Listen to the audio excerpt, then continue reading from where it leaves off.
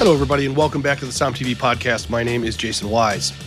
On today's podcast, we are going to dive deep into the incredibly fascinating topic of wine classification. But you don't often think of it as controversial. In Bordeaux, there is an intricate way they organize their wines on both sides of the river. But on the right bank, recently, 2022, one of the most famous wineries in the world decided to leave that classification, and the ripples have been felt all over the wine world since.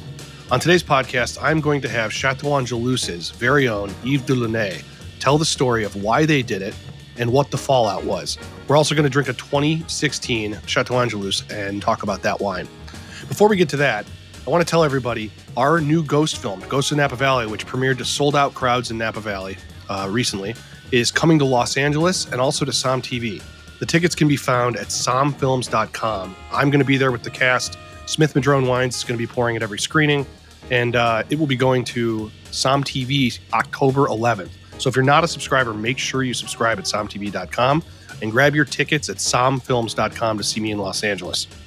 Without further ado, my conversation with Yves de Launay of Chateau Angelous about the great unclassification. It is an honor to have you on the podcast, my friend, Mr. Yves de Launay. Thank you for having me. You are the executive vice president at Chateau Angelous, one of the most legendary Bordeaux wineries that exists. I want to talk to you about something that I think is a fascinating ongoing thing. Normally, wine classification is not the most exciting topic. In fact, I would say it's, if you're learning about it, it's because you needed to, for education or... I want you to tell me about classification of wine on the right bank. How is wine classified? Because on the left bank of Bordeaux, it's simpler to understand. First growth, second growth. So maybe you can start off at a high level and explain wine classification in Bordeaux with an emphasis on the right bank. First of all, you have a classification on the left bank, which dates from 1855. This is great, by the way. He's jet-lagged off a plane right now. I'm making you do this. This is great. All right, so on the left bank, 1855. 1855, that was actually done for the exhibition, Universal Exhibition. It was ordered by Napoleon at the time. And pretty much since 1855, it has not changed with one exception. Mouton, right? Mouton, in 1973. Right. 100 years after, and so it was only done for the Medoc wines. So the right bank has been forgotten. 100 years after 1955, classification started for Saint-Emilion, revised every 10 years. And so... what was the reason they wanted to classify? Is it so that they could say these are the best ones, or is it to just keep track of everything? I think part of the reason was to help the end consumers to get some understanding, of how the wine were, the kind of a hierarchy between the different wines. So there was also a sense, I guess, of clarification on, what to expect in that specific, region, which is a small region. And it's been revised every 10 years since then. We're going to get to the politics of this, but has it changed drastically every 10 years? Have they brought in 10 new wineries and kicked ones out? It has, no, there's been some changes. And actually, Angelous, interestingly enough, has been through every step of the classification, all the way to the Grand Cru Classé A, which was the top level. That was in 2012. And so, for 10 years, Angelous has occupied, this very limited space of the elite wine of Saint-Emilion. Well, it would make sense. I mean, there are one of the most important wines that exist in that place. Cheval Blanc is over there. I think that's correct. I think for the normal wine consumer, I'm not talking about sommeliers or people who run beverage programs or things. It's confusing. Bordeaux is a very confusing place, and you have to know geography to even begin to start understanding where things are. But once you do understand, once you know that the right bank is famous for certain grapes, Cab Franc and Merlot primarily, then the pieces start to come together, I suppose. Why is the classification so confusing on the right bank for the normal person? It's a bit confusing because some of the rules actually have evolved. And so that's also part of the reason why in 2022, when the classification, was supposed to be revised, the Debois family, Stephanie and her father, decided to not present their wine for the 2022, classification alongside a few others chateaus. After occupying, this top level for the 10 years, and kind of, free themselves from constraints that could have been set up by this classification, and also set up their own standards in terms of excellence, and be working much more independently on reaching a certain quest for excellence, really. Mm-hmm. Well, you brought here, we have a 2016. 2016. Okay. I want to get some wine. I want to ask you some hard questions about this here. But so this is before the, I don't know if you'd call it an exit from the classification or just a non-participation, or however you call it.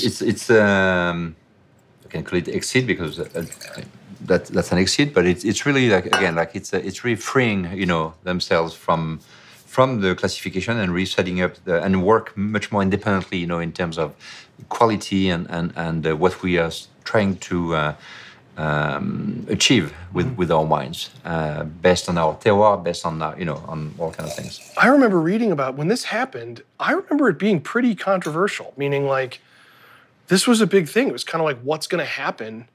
I'm trying to think what the analogy would be if like, here's the Premier League soccer teams and one just decides to leave, or three decide to form their own league or something. Like, I'm trying to think what the analogy is. I know you're probably like, oh God, what are the implications of this? Could this have backfired on Angelus and the other wineries, or was it pretty much?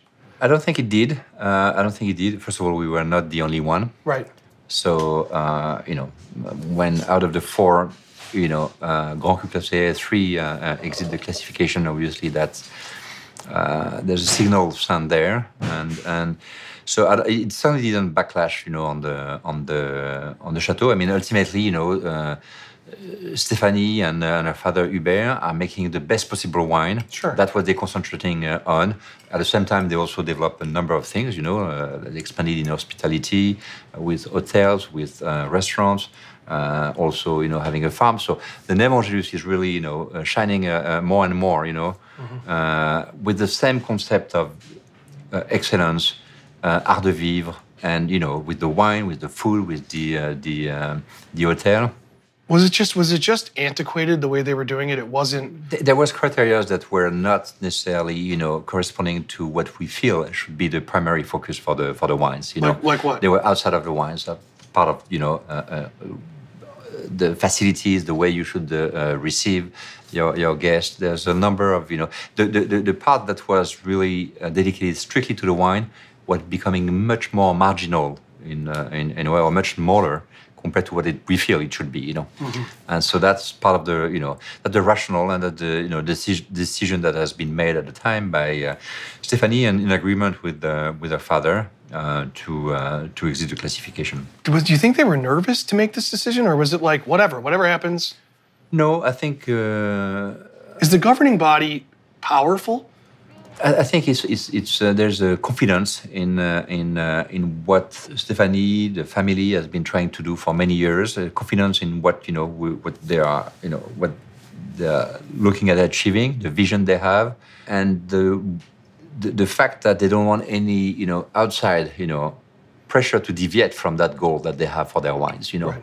And if they feel that something is gonna take them away from this trajectory that they have, sure, then they prefer staying truthful to what they believe they should do, and that's I don't think there was any nervousness or anything. It was a very strong determination based on what they're trying to achieve. I would imagine that this was a huge blow, though, to the classification system, to lose what is probably the most important winery on the right bank. I mean, there are several, Jean and Cheval Blanc and that are very important.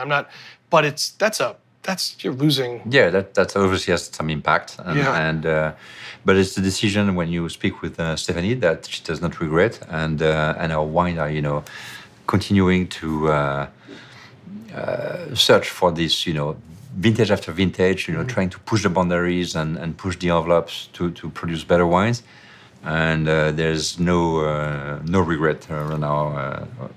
In a place that's just so built on history, though, it's rare to see somebody do something like that. I mean, I couldn't imagine on the left bank somebody leaving the classification. It would be if Chateau Palmer was like, all right. There's nowhere to leave it because it's already set and it's not moving. So it's just, there's nothing to leave. I mean, it's not like you re-engaging in the process, Mm-hmm. I mean... Haut-Briond's not going anywhere and nobody's coming in as a new Haut-Briond. Exactly. Yeah.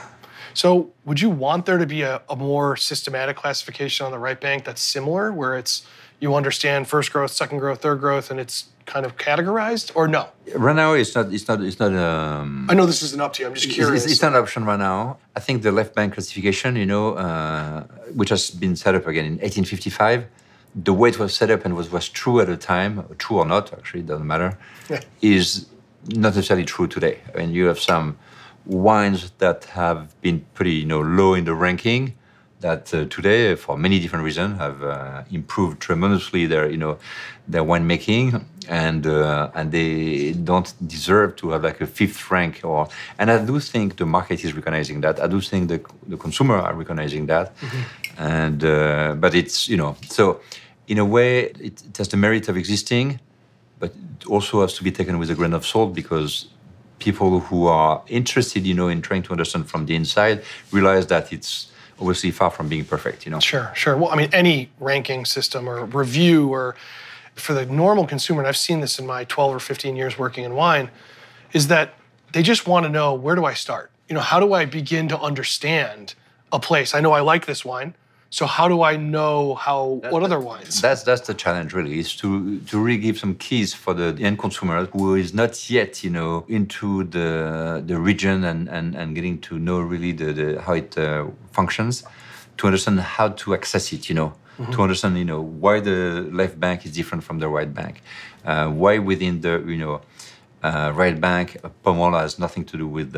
with Saint-Emilion. Sure. And within Saint-Emilion, you have different terroirs, which are very different. We are only producing wines with, Angelus is only half, more or less, half of the vineyard is half of Cabernet Franc and half of the Merlot. Some other chateaus have Cabernet Sauvignon, Merlot, Cabernet Franc, have the three grapes. So very different style because the soil is different, the terroir is different. And so you need to, it's challenging. And there's I don't think apart from, unless you, when you go there, you realize, when you see the soil, when you see the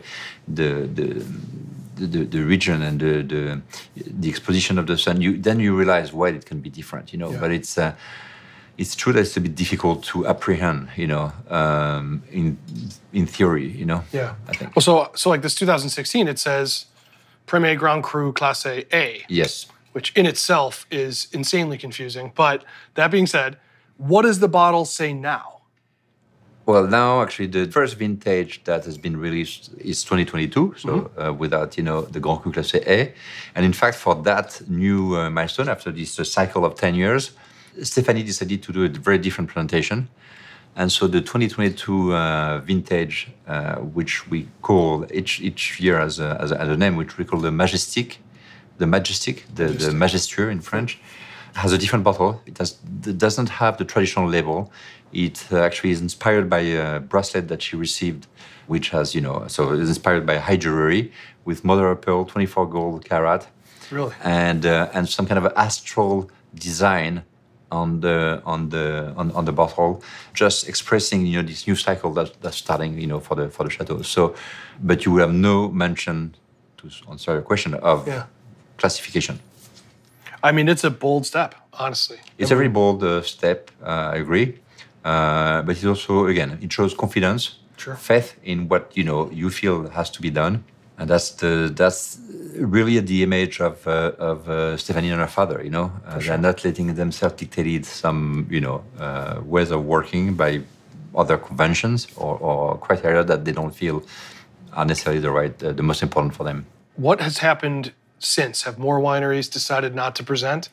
But it only happens once because it was, it was in 2022. Then it will be revised in 10 years. But yes, there are a number of wineries that actually, or chateaus that have actually that decided not to be part of it for different reasons. Interesting. I mean, it's it'll be interesting to see in in 10 years what's happened. 8 years or whatever. Yeah, 8 years now. Come. But let's just take a couple seconds on the 2016 that you poured here. Why did you pour this? Well, 2016 is actually, I find it a very interesting vintage. It's going to be an iconic vintage. It's a vintage that any collector would like to have in his cellars. It's a vintage that was kind of unique because in terms of climate, for 3 months we didn't have any rain, a lot of drought. The fact that we have old vines helped a lot because obviously the old vines, which are on average 40 years old, have deep roots, allowing to get water from the soil. And then we had water in September that really brought back vitality in the vineyard. But it was an interesting vintage because it's considered as a great vintage. And what I find really interesting is we're testing 2016 vintage, so only 8 years old. And it really shows what Stéphanie and Hubert are trying to achieve in terms of style of wine and what it should be in terms of balance between power, structure, and elegance and finesse. And you have a wine after 8 years, which you can really enjoy now. We opened it a couple of hours ago, so just to let it breathe. And you have a wine that is expressive, where the tannins are obviously there, but they're already kind of integrated. The Cabernet Franc is really bringing all this freshness that you're really looking for. And I think 20 years ago, 8 years old, or 10 years ago, 8 years old wine would be very difficult to test and enjoy because it would be very tannic, the wood would be there. And here you have a lot of, action that has been taken by Stéphanie and her father, what Stéphanie called the pixelization, to make sure that, this wine really keep this elegance, keep this freshness, and can be enjoyed a little bit sooner as well. So we have a 2016. Tannin structure is fantastic. The tannins are there, but they are not, they're not dry tannins. It's a little bit tannin of the fruit, not so much of the wood. Part of, the evolution that has happened in terms of vinification is we now have for Cabernet Franc, half of the Cabernet Franc are now aged what we call the foudre, which are much larger vats, and it allows more oxygenation and less impact of the wood, on the Cabernet Franc. And you definitely, when you test the wine, you get that. Absolutely. That's great. It's very soft. But it has the tannins, though. The tannins are there. The structure is there.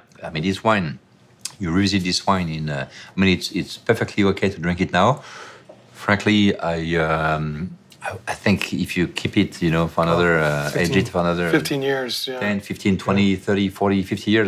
The wine is going to be amazing for a very long time, but it's already, enjoyable now, which, I think is interesting because for many people today, still, you cannot touch the bottle of Bordeaux for 15 or 20 years. Yeah, I think that's changing more, especially in the recent vintages. It's true for the 16, even more for the 15. When you test the 15 doesn't have, as much. It's really like very bright and expressive already now, and it's only 9 years old. Oh, this is very fascinating, and honestly, thanks for talking about the classification. It is something that I think will be really interesting to watch how it unfolds and. It's interesting to watch. It's obviously, as you can imagine, within the region, there's always a bit of, politics, and then, it's something which, it's a topic that makes people talk a lot, as you can imagine, or was making people talk a lot. Again, there's a vision and trajectory, and that's what really what Stéphanie and her father stick to, and they don't really necessarily, care or about the rest, and just want to do, their what they think is right for the chateau. Love it. Amazing. Incredible. Thank you, Yves. I appreciate it very much. Cheers. Thank you, everybody, for listening, and thank you to Yves for joining us on today's podcast. I want to thank my podcast producer, John Adams. I also want to tell you that next week, you'll be able to watch this episode on SOMM TV if you want to watch what we're talking about and see everything. That'll be streaming on video form. Everyone, Ghosts of Napa Valley, if you like ghost stories and you like wine, you are going to love this film. October 11th on SOMM TV. Make sure you are a subscriber by then. And if you're in Los Angeles, the 15th, 16th, 17th, 18th, 19th, 20th of October, it's going to be playing across Los Angeles with myself, the cast, and Smith Madrone Wines pouring. So I can't wait to see you there. That's at sommfilms.com to get tickets. All right, everybody, please be safe, drink something great, and if If you have any spooky stories, I want to know them. Hit me up on social media. All right, talk soon.